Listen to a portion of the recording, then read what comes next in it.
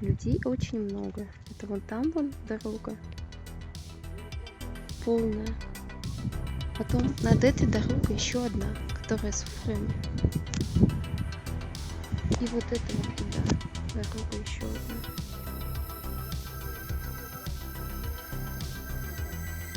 И это, я не знаю, мне кажется, это даже не 1/10 часть. Это вот все, что за нами. И туда, за степью, там еще огромная очередь.